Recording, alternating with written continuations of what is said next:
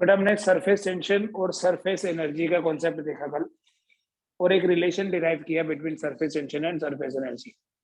अब अगर basic definitions की बात करें तो सरफेस टेंशन जो है वो होता है फोर्स पर यूनिट लेंथ, और सरफेस एनर्जी जो है वो होती है work done per unit increase in area. But जो मैथमेटिकल रिलेशन हमने डिराइव किया उसके बेसिस पे हमने ये देखा कि सरफेस टेंशन और सरफेस एनर्जी बराबर है। तो हम ये भी बोल सकते हैं कि surface tension is equal to W divided by delta A. ठीक है कि नहीं? अगर मैं सरफेस टेंशन को T से रिप्रेजेंट करूं, so I can say T equals to W divided by delta A, या W कितना होगा?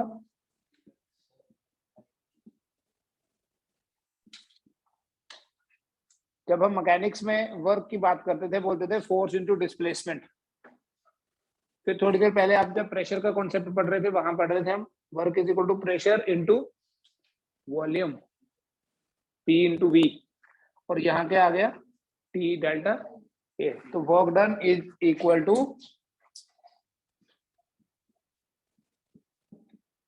Equal to surface tension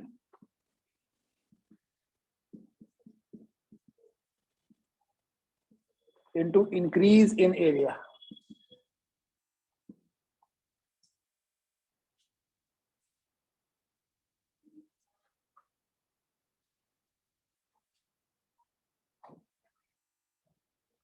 questions कैसे होंगे देखो। Calculate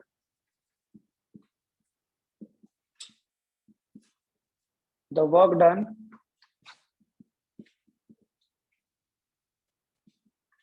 in increasing the radius of a drop from R to 2R. The surface tension is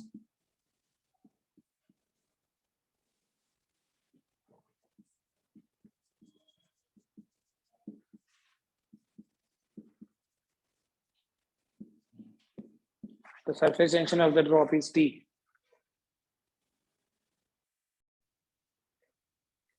Calculate the work done in increasing the radius of a drop from R to 2R.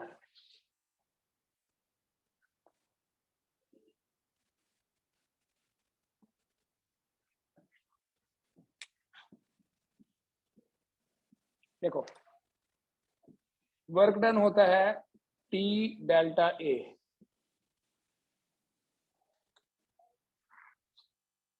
Work is T delta A. Initial area कितना है? अगर A1 बोल दें it is equal to 4 pi R square, because it is a sphere, drop is always spherical. Final area, surface area A2 is equal to 4 pi 2R square, so that would be equal to 16 pi R square.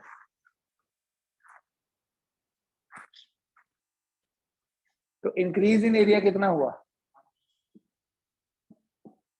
Increase in area delta A is equal to A2 minus A1, it is equal to 16 pi R square minus 4 pi R square equal to 12 pi R square. Surface tension T है तो work कितना होगा? T into 12 pi R square. It means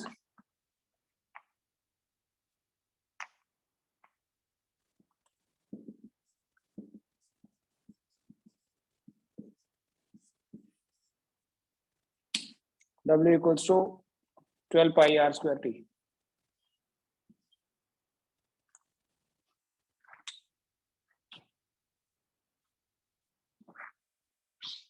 ये answer है। अगर बेटा एक drop की जगह सोप बबल हो ना तो 2 से मल्टीप्लाई कर देना, फॉर ए सोप बबल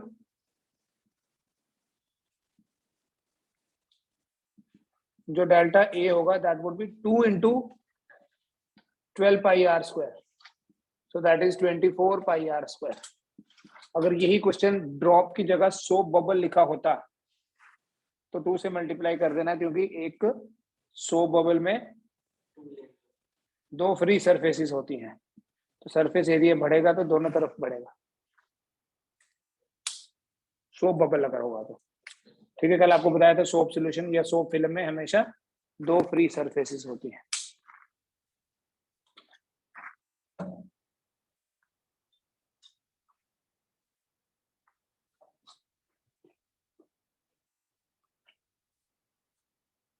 हो गया?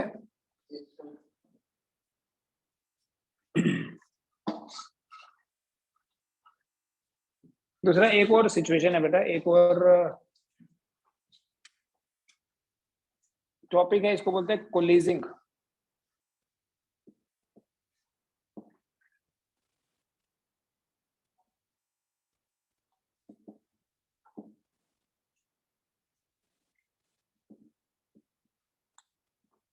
Coalescing means combination of smaller drops to form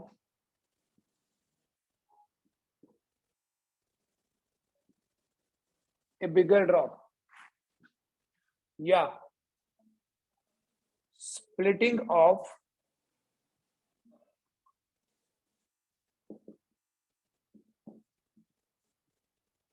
a bigger drop into smaller drops.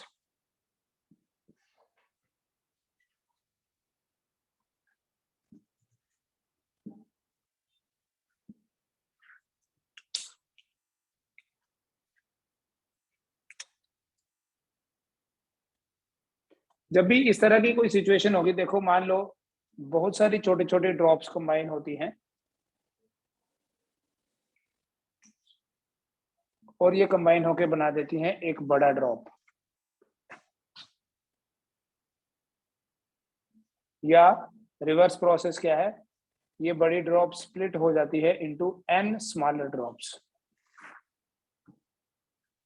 हमेशा बेटा इस तरह की कोई भी सिचुएशन आएगी तो इसमें ये याद रखना कि वॉल्यूम जो है दैट रिमेन्स कांस्टेंट।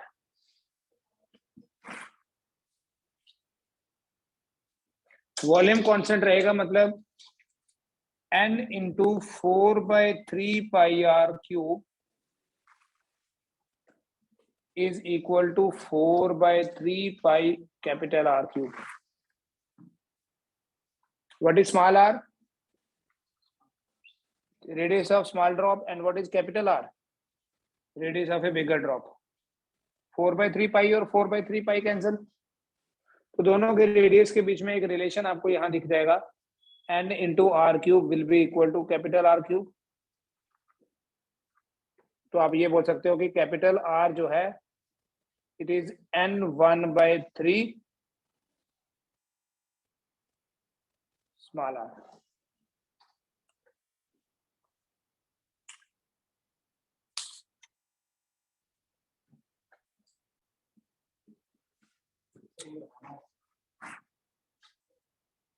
ये कुछ नहीं, दोनों तरफ क्यूब रूट ले लिया, इसका 1/3 आ गया, 3 into 1/3 विल बी 1, r का भी क्यूब हट गया। जैसे ऐसे लिखा है x into y is equal to z square, ऐसे भी तो बोल सकते हैं z is equal to x 1/2 y 1/2। ऐसे ही अगर यहाँ क्यूब होगा, यहाँ भी क्यूब होगा, तो यहाँ से क्यूब हट जाएगा, बोले z इक्वल टू x की power 1/3 into y, 3 into 1/3 is 1।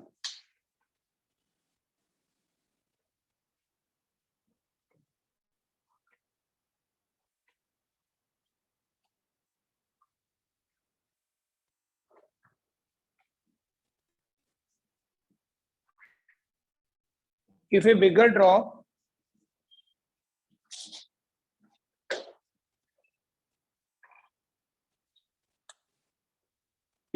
drop splits into smaller drops, then surface area increases.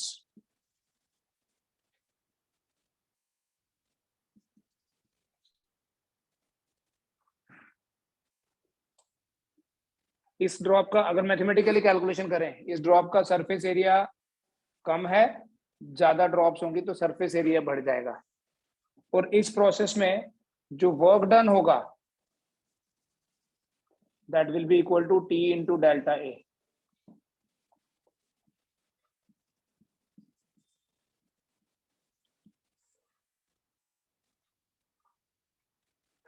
If a bigger drop splits into smaller drops, surface area increases and work done is equal to T delta A। हमेशा आप ये use करेंगे। लेकिन अगर ये ऊपर वाला लिखा ना, if smaller drops combine to form a bigger drop,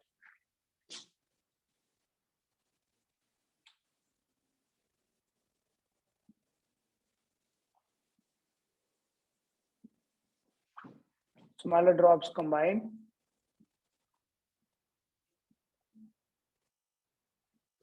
to form a bigger drop,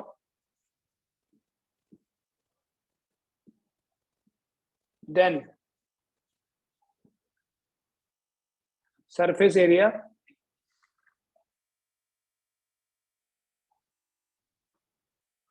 and इस प्रोसेस में जो एनर्जी लिबरेट होगी, energy liberated will be equal to W delta A, sorry T delta A. और यहाँ जो delta A है वो होगा डिक्रीज इन एरिया। एनर्जी और वर्क में कोई फॉर्मूला नहीं, कोई डिफरेंस नहीं है, फॉर्मूला सेम ही है। Work is equal to T delta A, energy is equal to T delta A. बस यहाँ फर्क क्या है ये समझो, जब आप वर्क फाइंड करोगे T into delta A is increase in area, और यहाँ जब एनर्जी फाइंड करोगे T into delta A that is decrease in area. ठीक है, क्वेश्चन दे रहा हूँ, ये नोट कर लो।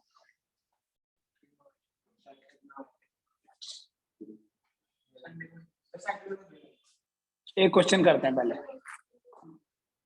देखो 27 smaller drops each of radius 1 millimeter, water drops है बेटा, each of radius 1 millimeter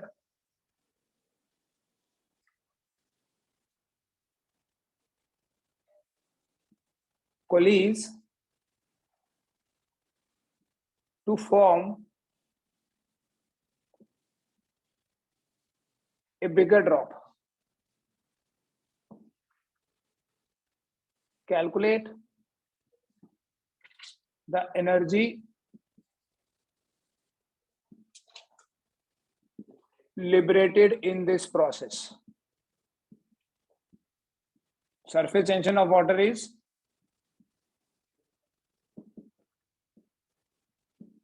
75 dyne per centimeter। चलो करो, सरफेस एरिया निकालना पड़ेगा। पहले आप वॉल्यूम का कॉन्सेप्ट लगा के बड़े वाले ड्रॉप का रेडियस निकालो, initial surface area, final surface area. तो आपको यहाँ ये भी पता चल जाएगा, देखने से ही पता चल जाएगा कि जब बहुत सारी छोटे छोटे ड्रॉप्स कंबाइन होके एक बड़ा ड्रॉप बनाती है तो सरफेस एरिया कम हो जाएगा। वॉल्यूम तो सेम रहता है बट सरफेस एरिया डिक्रीजेस, वो देखने से पता चलेगा। सेंटीमीटर में कन्वर्ट करके देखना, क्योंकि ये आपको सीजीएस में दिया है, तो आप जो भी आंसर निकालोगे एनर्जी का वो अर्ग्स में आएगा। करो कैलकुलेट, देखते हैं फिर।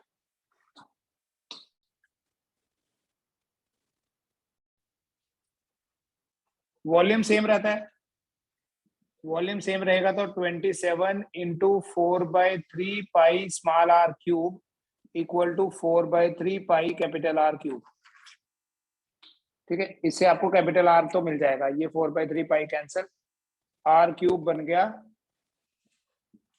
3r का होल क्यूब। 27 आर क्यूब था, 27 हो गया 3r का क्यूब, 3 का क्यूब हो गया, तो r कितना हो गया 3r। अभी हम क्या करेंगे, ये स्मॉल r की वैल्यू एंड में डालेंगे, लास्ट में। What is initial surface area? Initial surface area अगर A1 लिखें, इनिशियल मतलब 27 ड्रॉप्स का एरिया कितना होगा? 27 into 4 pi small r square.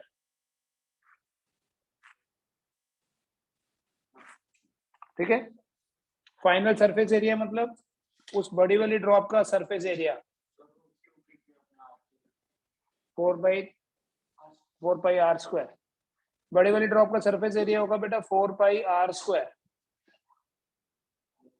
लेकिन यहां हमने रिलेशन क्या देखा है? r स्क्वायर की जगह क्या लिखोगे? 3r का whole square. It is equal to 9 4 या ऐसे लिखूं 9 इंटू 4 पाई r स्क्वायर। अभी नहीं डालने। एक चीज यहां देखो, इनिशियल सरफेस एरिया कितना था? 27 इंटू 4 पाई r स्क्वायर, और फाइनल सरफेस एरिया कितना बना? 9 इंटू 4 पाई r स्क्वायर। तो यहां देखने से ही पता चल रहा है कि सरफेस एरिया कम हो गया है। कितना कम हुआ वो कैसे पता करेंगे? Decrease in surface area delta A,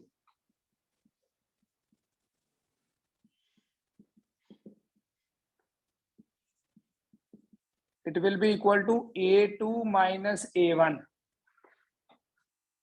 ठीक है, A1 minus A2। ठीक है, से decrease in area is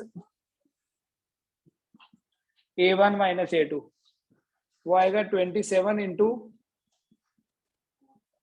4 pi r square minus 9 into 4 pi r square. ठीक है, तो ये बनेगा 27 माइनस 9 हो गया 18 इंटू 4 पाई r स्क्वायर। ठीक है, 4 पाई r स्क्वायर कॉमन आ गया, 27 माइनस 9 इज 18। फिर सरफेस टेंशन तो आपको गिवन है, r का वैल्यू भी गिवन है। r कितना दिया हुआ है? r is equal to 1 millimetre, so that is 0.1 centimetre. क्यों सेंटीमीटर में लिखा? क्योंकि जो t है वो हमें 9 पर सेंटीमीटर दी है। ठीक है, ये नहीं है कि आप इस न्यूटन को, डाइन को न्यूटन में और इसको मीटर में कन्वर्ट करना शुरू हो जाओ। कुछ नहीं करना, फालतू की एक्सरसाइज नहीं करनी। डेल्टा ए क्या हो जाएगा? 18 4 72 pi into r square 10 raise पर -2। क्योंकि r कितना है? 10 रेज पर -1 सेंटीमीटर है, तो r स्क्वायर क्या हुआ? 10 रेज पर -2 सेंटीमीटर स्क्वायर। तो ये आ गया आपके पास डेल्टा ए 0.72 इंटू पाई। डालनी है तो पाई की वैल्यू डाल दो। 0.72 कैसे आया? It is 72/100। तो अब energy E is equal to T delta A. T मतलब 75 इंटू 0.72 पाई। ठीक है, अब आप अगर ऑप्शन कोई होगा तो ऑप्शन के अकॉर्डिंगली इस एक्सप्रेशन को मैनिपुलेट कर सकते हैं। मतलब मैनिपुलेट करने का क्या मतलब है? इसको लिखो चाहे 75 इंटू 72/100 इंटू 22/7, चाहे सॉल्व कर लो। अप्रोक्सीमेटली ये आएगा आपके पास। देखो, इसको अगर मैं यहाँ कैंसिल कर दूं 11 पॉइंट समथिंग आएगा। 72 इंटू या 72 इंटू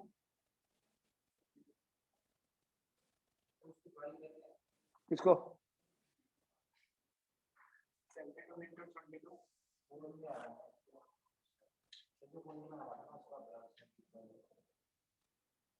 75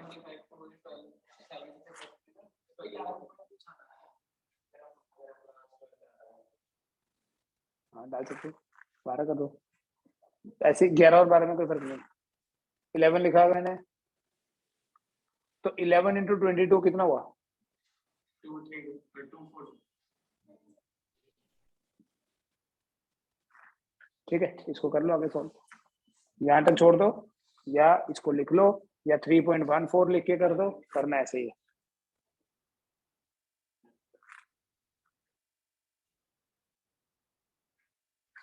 एक और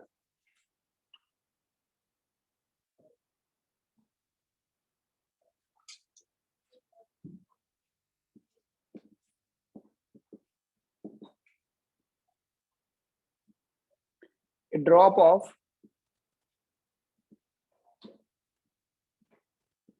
radius r splits into 1000 smaller drops.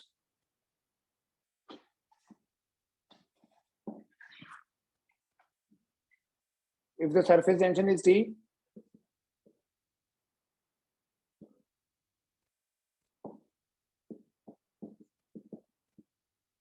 then calculate the work done in the process.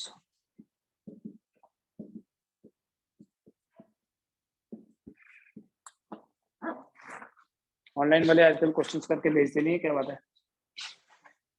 बड़ी देर से कोई कम्युनिकेशन नहीं हुआ किसी के साथ। सारे भेजे बस पूरी स्टेटमेंट तो सुन ले, काला क्यों पड़ गया? रुद्रदेव भेजता है, बस मैं ये बोल रहा हूँ। सुवेनी, सुमृति, सुहानी, सारिका, नैतिक। नैतिक कोरोना नहीं है बेटा, आजा। मिताली, कशिश, जगप्रीत, हिमांशु, हर्षवर्धन, अगम। ओमिक्रॉन आया अब।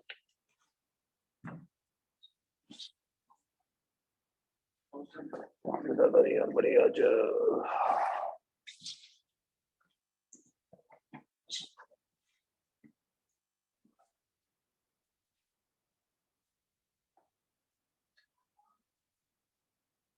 करो। इससे आपको ये भी पता चलेगा कि जब एक बड़ी ड्रॉप छोटी ड्रॉप्स में स्प्लिट होता है तो सरफेस एरिया बढ़ जाता है। प्रूफ भी हो गया, जैसे पहले प्रूफ हो गया कि जब छोटी ड्रॉप्स कंबाइन होती है तो सरफेस एरिया कम होता है। यहाँ बड़ी ड्रॉप स्प्लिट होती तो आपको देखने से पता चल जाएगा, कैलकुलेशन में पता चल जाएगा कि सरफेस एरिया बढ़ गया। और ये तो जनरल है, इसमें न्यूमेरिकल वैल्यू नहीं आएगी आपके पास। सर 36 पाई r स्क्वायर t।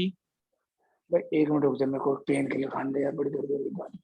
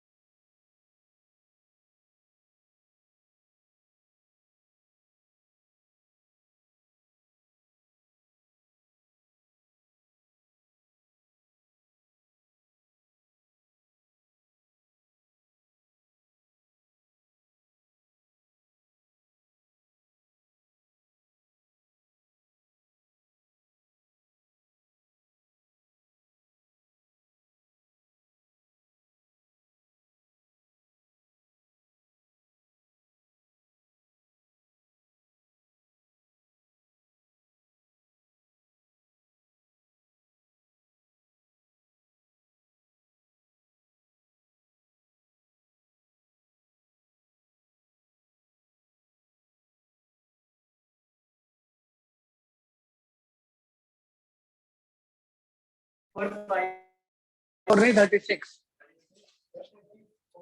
चलो देखते हैं 34 तो नहीं आएगा। A drop of radius r splits into 1000 smaller droplets.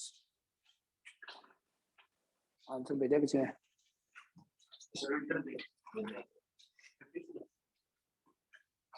36। देखो, what is initial surface area?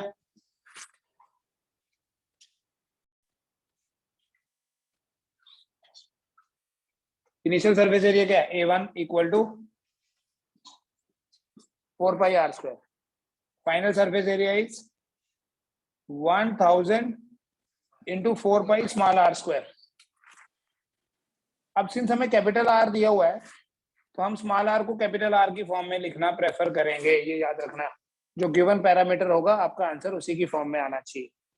Small r तो हम खुद लेट कर रहे हैं, तो ये बनेगा 1000 4 pi small r cube into n जो है वो कैपिटल R क्यूब है। ऐसे भी बोल सकते हैं, small r cube is equal to capital R cube divided by n। तो r कितना हो गया? ठीक है, तो इस r स्क्वायर की जगह क्या लिखेंगे? Divided by 1000 raised to power 1/3।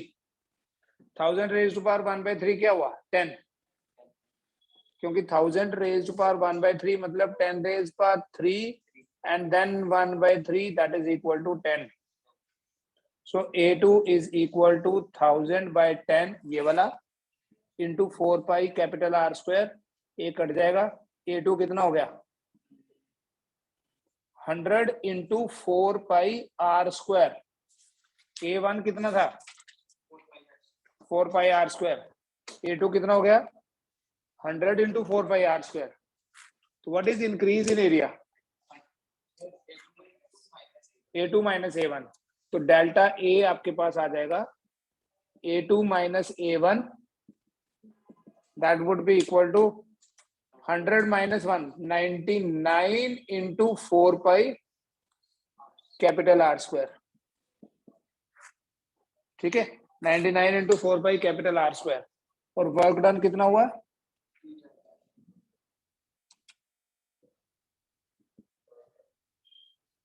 99 into 4 pi R square into T।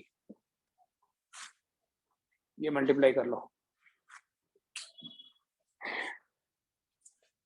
Check करो क्या पूछना है। यहाँ ये तो पता चल गया ना, A1 4 पाई R स्क्वायर था, तो A2 कितना हो गया? 100 इंटू 4 पाई R स्क्वायर। जितनी ज्यादा ड्रॉप्स बनेगी ना सरफेस एरिया उतना ही ज्यादा होगा। अगर ये 1000 की जगह लिखा होता 8 ड्रॉप्स बनी तो ये 2 क्यूब बनना था, तब यहाँ 10 की जगह 2 आता। समझ आ रहा है क्या बोला? अगर एक बड़ी ड्रॉप 8 ड्रॉप्स में ही स्प्लिट होती तो यहाँ 2 का क्यूब आना था। 2 का क्यूब तो ये कैंसिल, तो ये 2 आ जाता बस।